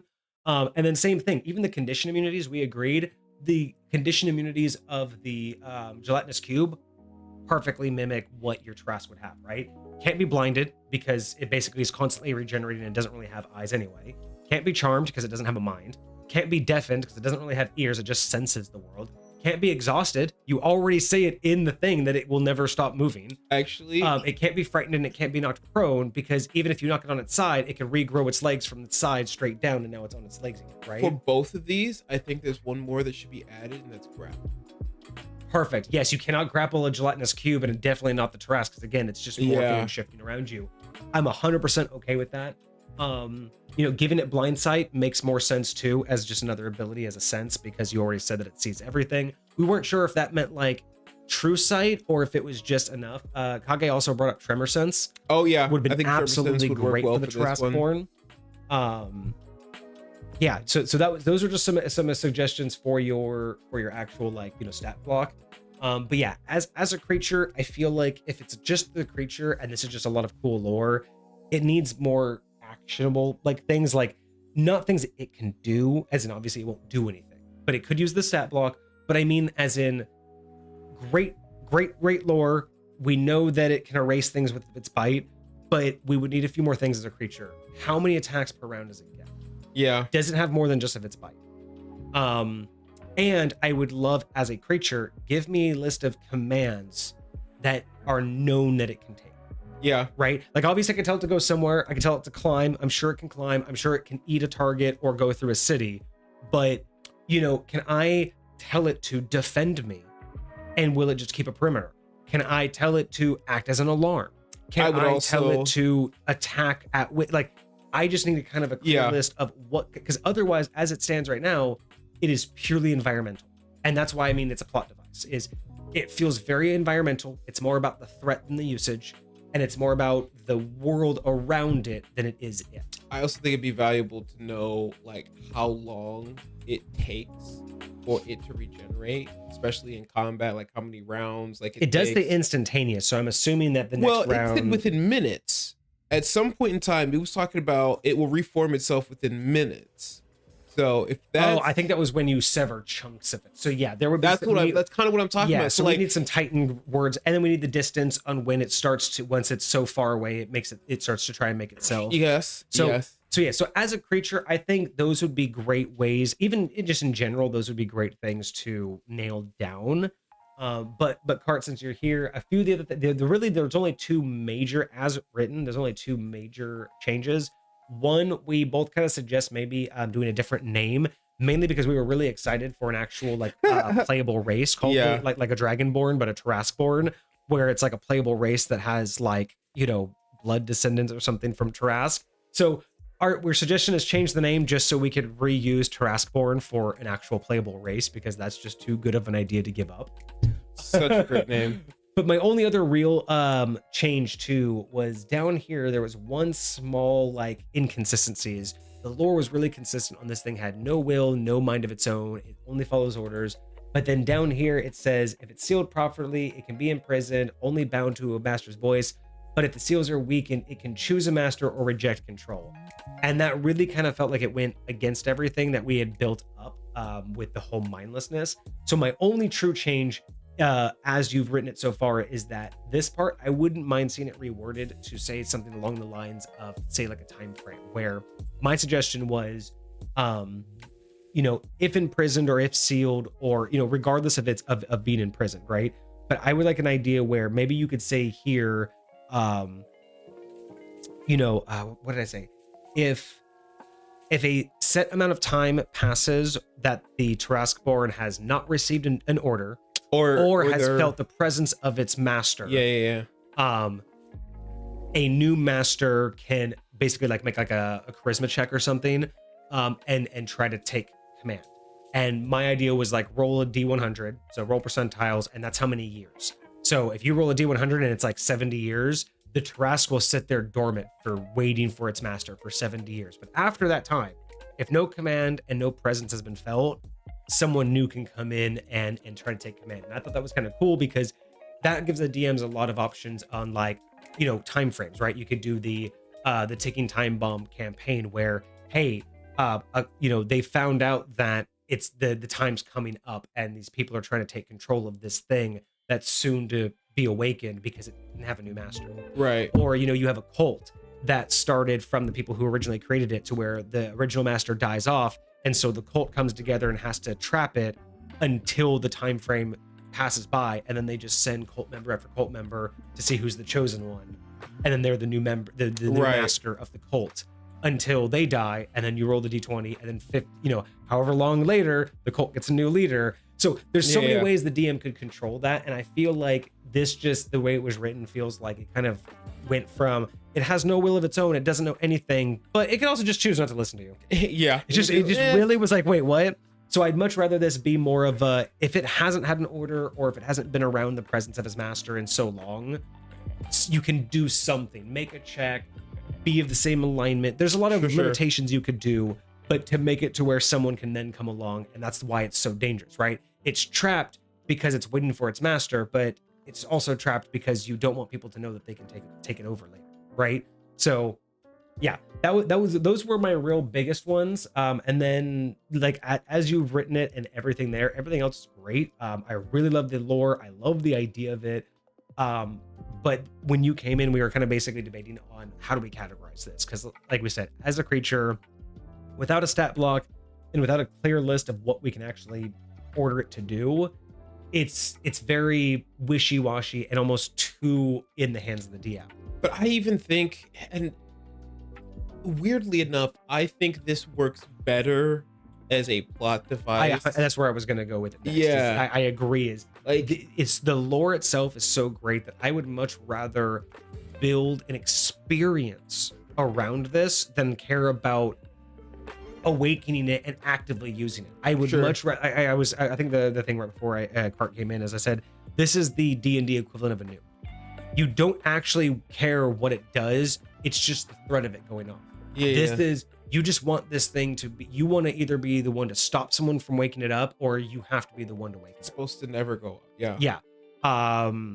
One suggestion I was giving that I think was really fun too is this could be used for a plot device to completely flip the script on the party, right? We're always so used to going after villains, and oftentimes a trope is giving a villain the villain hero story, where from their perspective they thought they were doing the right thing. Like, think of Mr. Freeze from Batman. Like, it's so easy to make a villain look like they were the hero of their own story, but oftentimes we don't get the players to do that. So one of the suggestions I said about using this, one of the things I might use it for, is flip the script on the party and make this the plot device that makes them live their own villain story. So what you do is you would make them come from like a certain kingdom or a place where, kind of like in video games like Final Fantasy VII, a great catastrophe, a great calamity is about to happen, right? It's known. People, that it's proven that something is going to destroy the planet. And everyone's freaking out, but they're like, there's only a handful of people that know, but everyone's freaking out. No one knows what to do. But then you give the party like some secret knowledge, a book, maybe some, old kook in a bar. Basically, you give them some reason to know that there's a secret and there is a way to save the planet. And it's awakening this great monstrosity. It's the only thing, maybe because it can't die, it's the only thing that can take the impact, or maybe it's the only thing that can cancel out what's happening, right? But because you're the only people who know that this can solve the calamity, and the idea of the calamity is not well known in the entire world, imagine that gameplay for the party is once they leave the kingdom, once they leave that safe haven that knows about the calamity, every step they take from then on, from the world's perspective, they look like the villains. So from level 1, their entire thing is we have to get to level 20 so we can release this creature to save the world. But from everybody else's point of view, they are trying to unleash the monstrosity that will be the destroyer of worlds, right? The thing that will literally erase anybody it eats. The thing that will just never stop. Like all this lore that you've put in to be how dangerous it is, but the players believe it's the only solution. So imagine the dichotomy where everybody they run into is trying to stop them. So they're fighting good people. Like you have the entire script completely flipped to where people are trying to stop them, but those people aren't evil. They just truly don't understand why what the party's doing is the greater good. So the party has to live with being the villain, even though they know for a fact they are doing the right thing. And then the best part about doing this is if you can do it against a party or the same playing group and make it seem very similar to a game you've made them play before with a BBEG that they've already beat, but you tried so hard to make the BBEG look like they were doing the right thing. If you could have that happen and they're just like, no, we're going to stop them, who cares? And then you put them in this driver's seat and they're like, no, we're going to stop you, who cares? And then you give them like the same like quotes that they gave the BBEG and they're just like, oh my God, are we the bad guy? But again, I love that mindfuck of because the party never gets to see it from that point of view, right? Like they always hear the sad story from the BBEG, but make them the BBEG that is doing the right thing and just watch how they squirm. Because trying to convince, like, imagine they go into a town that's terrified or wants to fight them. The entire town, mobs against them. And they're like, we're just trying to save you. But the town doesn't want to hear it. The town just believes that they're evil and that they just want to destroy everything. Oh, it would be such that. So that was one of my ideas. And that's why I really love this is as we read this every step of the way, there was such a unique way to use this to enrich the story and enrich the campaign. But at no point did I feel like I was ever really going to use it. Like at no point did I feel like I was actually taking control of a creature. This is just absolutely, it's environmental. It's so much more the threat and the potential than it is what actually happens. Got you.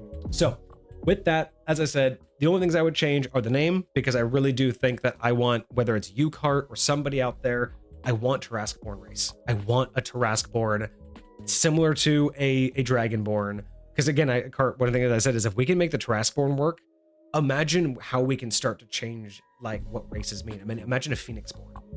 Imagine taking any great thing and being able to make a new race about it. Like, right. I think Tarrasqueborn might be the place because we already had Dragonborn, but let's use Tarrasqueborn to like start creating this idea that you can have lineages from any epic great creature. Dude, that would be so wild. That would be fucking crazy. I think that would be the coolest shit. But yeah, and then so other than the name, it was just the way that Chain Curse talked about how it could change its mind. I just think that's the only oddity. Outside of that, if you want to do a stat block, I would suggest Gelatinous Cube and just double everything, and then use the condition immunities, and then you said add grapple as a condition immunity, 100%. And then otherwise it's pretty fucking solid from there. So as a creature, it would probably get like a 5 because it's missing a lot of stuff and it doesn't feel tangible. It would probably be a 4, but it would get the +1 for the inspiration. Sure. But as a plot point, this is a brand new category that we're gonna add in. So we'll add this to the leaderboard. Before we had things like race, subclass, item, weapon. this is going to be a new category. This is going to be called plot device, because I think that's going to be the best one. Because honestly, if it's as a creature alone, it just doesn't have everything it needs. But as a plot device, it is so juicy. It is, and it is written in such a way that it could be dropped into almost any campaign, no matter how much which way you lean in the sci-fi genre.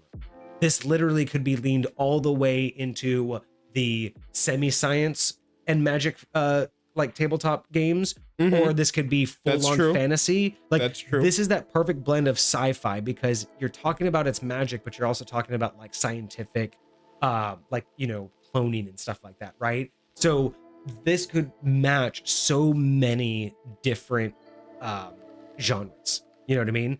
Yeah. So I think this is great for a lot of different, you know, different opportunities. I think, yeah, I think this was such a cool idea. So yeah, thank you for giving this to us, because you've given us a brand new category to get submissions from. Did you give it a rating for this new category? I haven't yet. So yeah, so this is going to be a standard out of 10, because plot points are things that I can throw into high point as well. Sure. And this one is really, really good. It can't get a 10 out of 10, mainly because I have something extremely similar already. Sure. So it won't be able to, I wouldn't take it directly as is, but I love it nonetheless. Oh, and by the way, Cart, I did give a suggestion. I don't know how familiar you are, if you are at all, with the Dresden Files series. It's a book series, and they did some graphic novels as well. And there is a side graphic novel I have somewhere. Actually, I have it in the room. I might go grab it here in a second, so I can show you. But if you want an alternative name to this, stealing from the Dresden Files series, there is a creature called the Shoggoth. And the way you describe this is exactly the way that they represent how the Shoggoth are, like almost to a T. So if you wanted a different name, Shoggoth would be an amazing name, because it describes it almost identically. But this is pretty solid. I would like to see the stat block. I would like to see a couple other things. But otherwise, it's great. It has a lot of lore. I think a lot of people could pick this up, and I think a lot of it doesn't shoehorn you into how to use it. Again, it's kind of like a nuke. If you threw a nuke in D&D, I could imagine a dozen different ways to use it without ever even launching it. You know what I mean? Yeah. Whether it's, again, making the players have to go after it to use it, stopping a BBEG from using it, stopping the good guys from using it, you know, for the wrong reasons, stopping it from going off accidentally, finding it, you know, before like a natural disaster. That's 5 right there, right? Sure. Like this is that idea where you don't have to be shoehorned into the BBEG having this, right? You could learn about it before them and want to use it against them. Maybe, you know, give them a choice where you guys can awaken it, you guys can lock it away, or you guys can ignore it and hope that no one finds it. You know what I mean? Like, true. I think it's so great. I think it's an awesome idea. So I think Baudelaire, yeah. So yeah, so for a brand new category for a plot device, I would normally have given it a 7, but I think because it's definitely gonna get the inspiration points, it's gonna be 8 out of 10. 8 out of 10. I think if it had the stat block, it it would have had a 9. I think with the proper stat block, it would have fully gotten a 9. Okay. Because it would have been a little bit more fleshed out. So just for being not 100% complete on exactly knowing what it is, because again, as a plot device, it's great, but because it's there, because of like Occam's razor, I need that stat block, because there is the chance it can get free. And if it can, I need something more than, because this is great, right? This feels much more how they would have written it in 2nd edition. Hey, DMs, here's a cool creature, you figure it out. But 5th edition doesn't like that. 5th edition needs a little bit more consistency. So Sure. Add that stat block and it would be solid. The only reason why it won't be a 10 is because I basically already have the Shoggoth in my realm. They basically work the exact same way. So adding this would, and I already kind of have it as they are a scientific creation, because they're basically not off the Tarrasque, but they're creations that people are trying to make based off of the Outsiders. So right. Yeah. Anyway, that I already have my own like version of it, so it won't be a 1-to-1. But yeah, this was awesome. Thank you, Cart, for sending this. I'm really excited to see if you make any changes. But like I said, as written, it's fine. I would just add a stat block, and then maybe if you really wanted to, add a couple like suggestions of what you can order it and command it to do, just in case you ever want to be able to use it that way. But otherwise, it's awesome. It's fucking dope. So congrats. I hope you enjoyed that. I did see that you wrote some stuff in chat. Let me get back to that. So you've been working on how to deal with the info you put on how a piece of isolated will try to regrow. Gotcha. We talked about that, right? Mm-hmm. First thing you'd want to probably figure out is time and distance, like how far away, either A, distance wise, or B, time wise, before it tries to take on its own. Well, and then it will probably be a series of dice rolls. If you read the rest of that message, I think they're talking about not having it be specific for that very reason. I don't want them to be a plot destroyer or the big bad guy takes parts of this and makes an army for the players. Yeah. So I don't want to implement where it can't be controlled. Gotcha. Yeah. I mean, I it's like I get it. I don't mind. I mean, honestly, if you just had that as like, again, it depends on how big. If you want this to be a one and done kind of like, again, a one shot where it's like once it's taken care of, it's taken care of. Yeah, then you can just say that, it won't regrow itself. But if you want that as a lore option, but you really don't want that to be abused, make it a 1% chance. D100 roll, every piece that's taken away has to be of a certain amount of size, and it has a 1% chance of, and you can even do it as a series of rolls. It has a 1% chance of surviving away from its host, as is. Then it has an X%, even another 1% chance of having a chance to grow as its own piece. So it's 1% chance for it to survive. Otherwise, it just decays and becomes nothing else, right? If it does survive the 1% chance, it just stays that size and is a piece of its original, forever separated. And if it ever came close, it would rejoin. And then you can have a secondary roll where if it stays away for so long and it survived, then it has a percentage chance of becoming its own thing.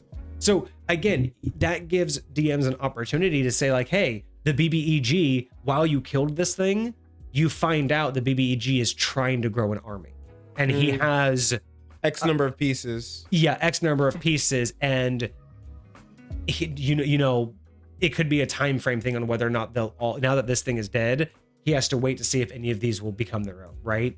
And then you maybe those would be easier to destroy. Now that the main one's dead, maybe all of these things can be destroyed. Or you have it to where if a piece of, how about this? How about this? Here's an easy way to do it. If a big enough chunk is separated from the whole body, it has a 1% chance of survival, or it just fades to dust, right? If that piece survives, that 1% chance that piece survives, it basically is self-sustained as that piece, right? Doesn't grow, doesn't do anything, it just stays at that piece. And maybe it has a certain number of these that can survive. But if the main chunk dies, like if it's truly destroyed completely, then one of the other pieces has a chance of becoming the new main piece. Yeah. That could be a way to make it interesting, but not guaranteed to be an endless battle. But it also kind of sounds like this could be that, right? Like imagine that this is just one of those, it's never an enemy that you can really ever truly beat. You can only slow it down. So again, maybe if you destroy the whole chunk, but find out there's another chunk somewhere else, but it's going to take another 1,000 years for it to regrow. Sure. What can your characters do at that point? It's somewhere random and it's going to take 1,000 years to appear. It's going to be the next generation's problem. And maybe that's the lore. Maybe every 1,000 years, a new generation of heroes has to go and destroy it. Because somewhere there's a piece of it that somehow survived. But every 1,000 years, it takes that long for it to regrow and retry. Interesting. So that's why I like this. That's why I'm so excited about this, is because there's so many ways that any DM can pick this up and be like, I got a spin. I got a way I can work this in my realm. Don't care. Happy just made history with the channel making a new character. Yeah, no, that's fucking great. I'm so happy that we have a new channel, because I mean, the closest person to give us anything like that would be Cosmic, but he hasn't really given us a breakdown of his, I guess he's told us about his goddess, but never in a submission form. Correct. So if he got his goddess or like the towers, maybe those would be like a plot device. Okay. Like, or like the weapons. The weapons are kind of like a plot device. So yeah, we haven't really had anybody give us something specific that really acts as a plot device. So I'm actually really excited though, because now we have one more thing to suggest, right? Because how many times where people like to do homebrew, but how many times do people get really good at making NPCs and really good at making races and really good at making classes and really good at making weapons and new spells, but they're really shitty at making encounters or traps, Right. or a maze or a dungeon or a plot device or a BBEG's backstory, right? Like, we could expand our homebrew review to be more than just the mechanical things. I'm not mad at that. I'm not mad at that.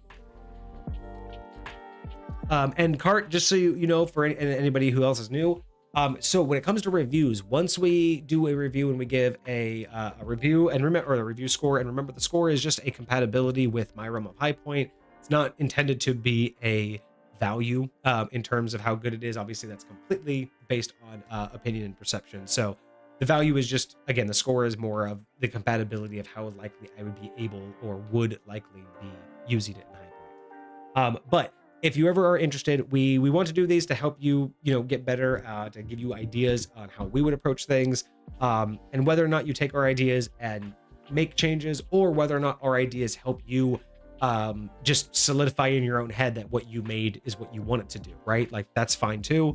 But if you're ever interested, we do allow re-reviews up to 1 time. So if we review an item and give it a score, and someone goes back and wants to doctor it up a little bit, make some changes and some updates, and then they want to see what we think about the newest update, we will allow that to be resubmitted for another review, and we will actually title it a re-review, and those will both be, up forever in our VODs channels.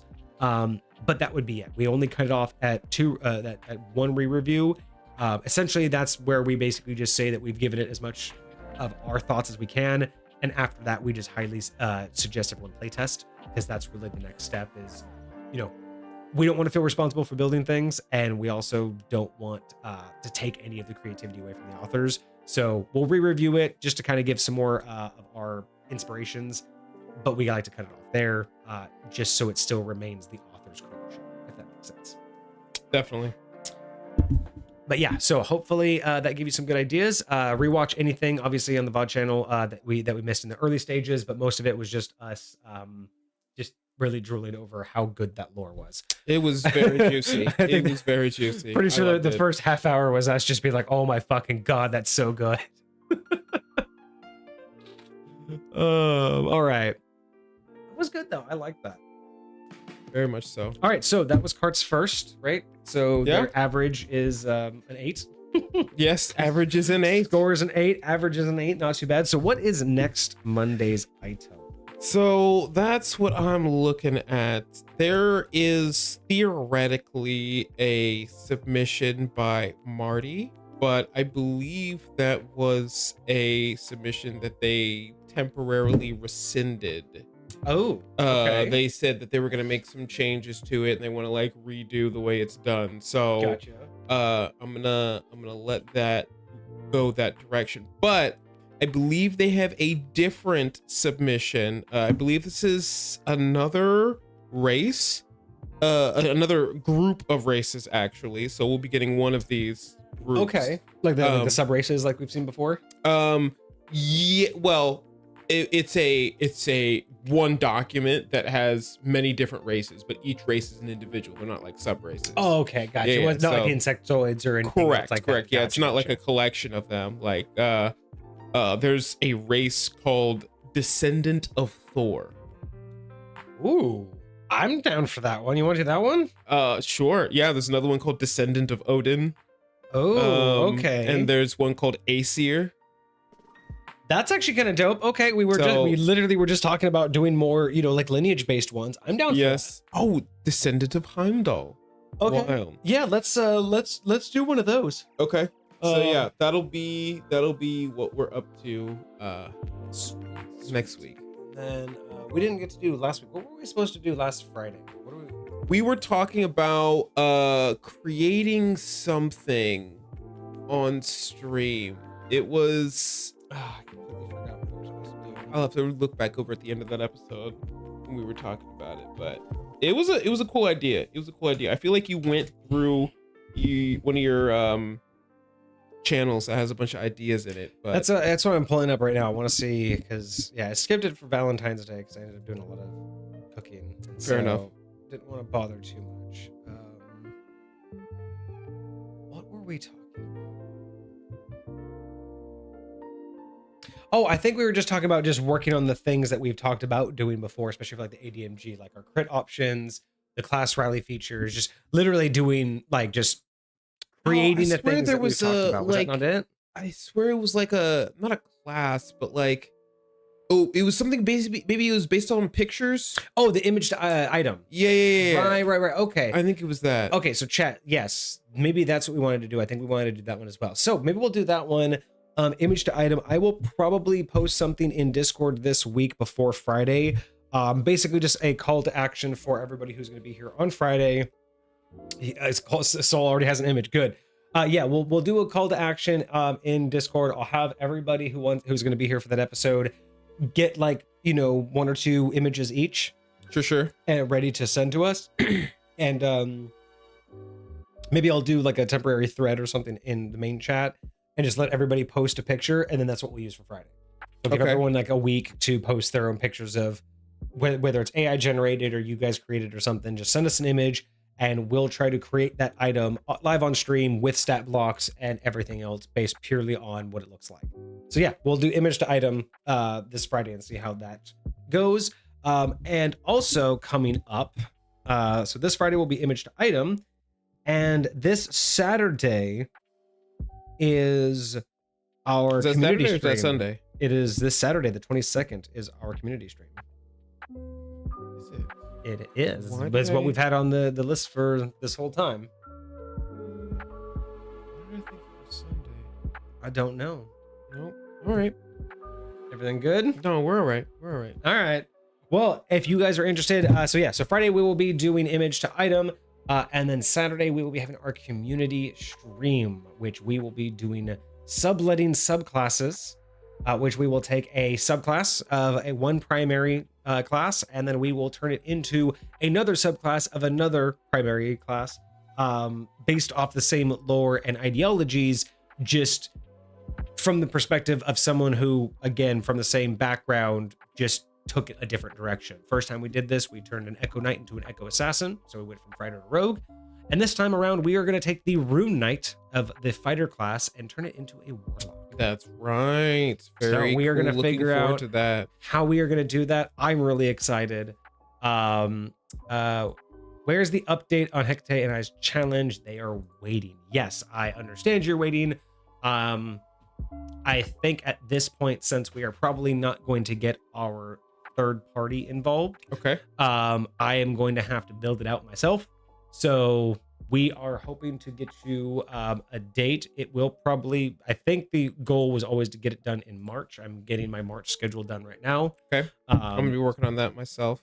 So hopefully we will be able to do that. But yeah, we won't be having our third party involved. So essentially what I am doing is I am building out the challenge right now.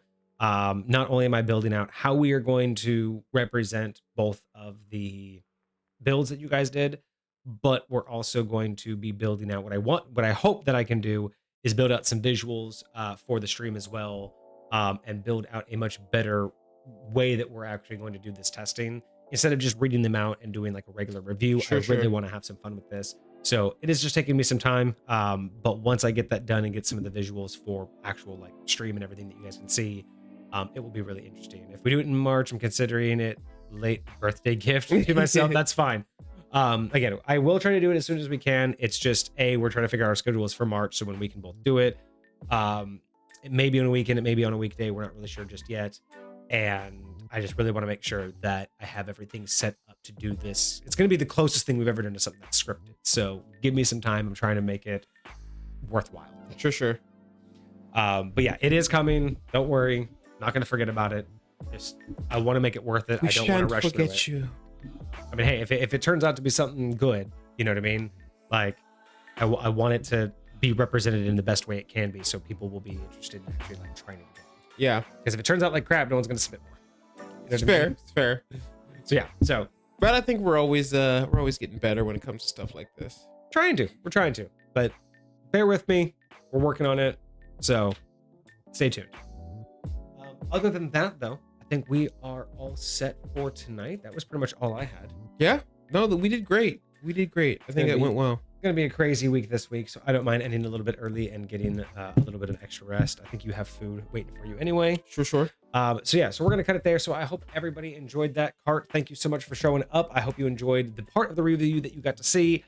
You can always catch the rest of it on Twitch or on the VOD channel on YouTube. Otherwise, I hope everyone had a great weekend, and I hope you have a great, fantastic rest of your week. We will be back on Friday with some imaged items. We'll be back also on Saturday with our community stream. I will post that. Oh, thank you so much for the cheer. 100 BDs. Thank you. Thank you. Much. Well, I'm really glad you enjoyed the review. Hope to see more of your stuff. Join us again on Friday and on Saturday.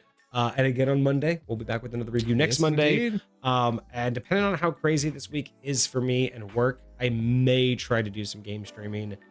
I doubt I will. And of course, you will be streaming on Tuesday. I will be, most definitely. So I am fortunate. I might get a couple of streams in this week. So fantastic. Keep an eye out for that. I might do a little bit of gaming myself. We'll see what happens. Nice. Well, keep an eye out for Kage going live.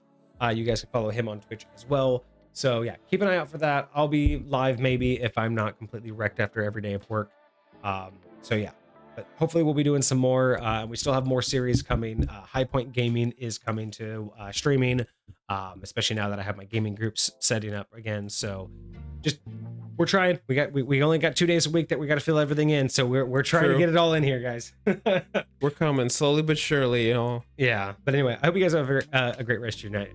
We will see you on Friday. Cheers. This is my friend.